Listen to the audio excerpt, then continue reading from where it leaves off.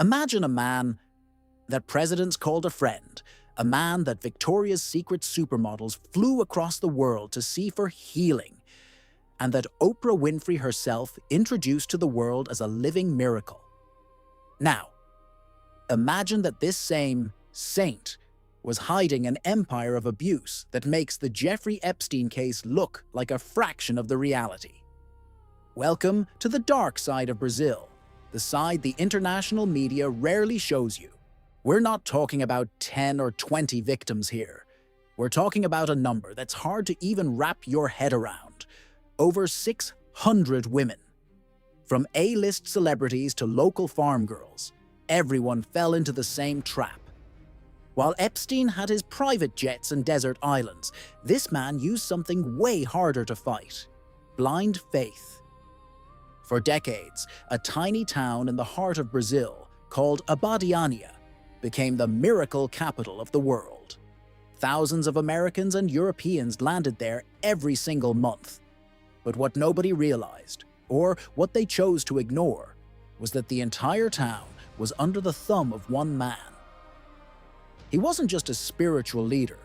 He owned the police, the hotels, and the local law.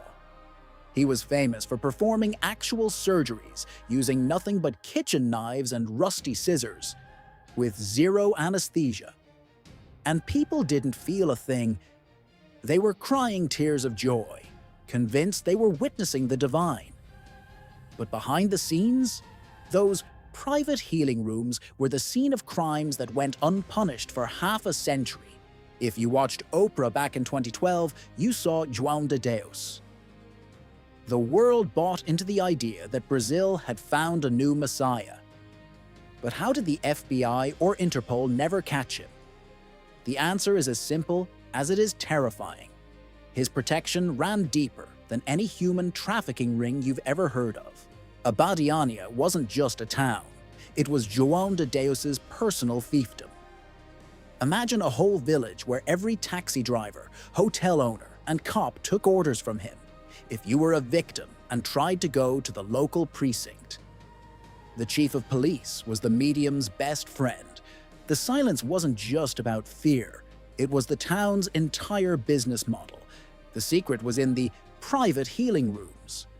While the international cameras were focused on the public miracle surgeries, João de Deus was handpicking young women for private sessions. He told them their spirits needed direct purification. What happened in those rooms was buried under 40 years of trauma, backed by a single threat. If they ever spoke up, the cancer or the disease that brought them there would come back and finish them off.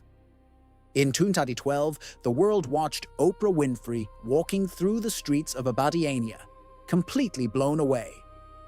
That was the ultimate seal of approval. For your average American, if Oprah believes it, it's gotta be real. But what her production team missed, or couldn't see, were the stacks of police reports already moving through Brazilian courts, only to be mysteriously lost, one after another. João de Deus didn't live like a monk. He was one of the wealthiest men in the state. We're talking massive ranches, gemstone mines, and millions of dollars hidden in false walls. He wasn't healing for charity. He built a financial empire on top of human vulnerability. And just like Epstein, he used that cash to buy the best legal defense team money could buy. Everything changed on a Friday night, on national TV. It wasn't a police raid that brought him down first. It was the testimony of a Dutch choreographer, Zahira Lineker Maus. She broke the spell. Once she spoke out, the dam broke. In less than a week, prosecutors received over 200 emails. The saint of Abadiânia was finally backed into a corner. Today, João de Deus is sentenced to nearly 500 years in prison. But here's the part that's gonna make your blood boil. Because of his age and failing health, he spent most of that time under house arrest, in his luxury mansion. Justice finally moved, but for many of his victims, the monster is still sleeping in a silk bed while they're still trying to heal from the scars he left behind. João de Deus is proof that sometimes Monsters don't hide in dark alleys. They wear white and stand right in the spotlight. But his fall only happened because one woman had the guts to speak up. It makes you wonder, how many other saints are out there right now, protected by the silence of an entire city? If you thought you knew Brazil, think again. This is Brazil Bite, and we're just getting started pulling back the curtain on what happens when the tourist cameras stop rolling. How do you feel about him serving his time in a mansion? Drop a comment below.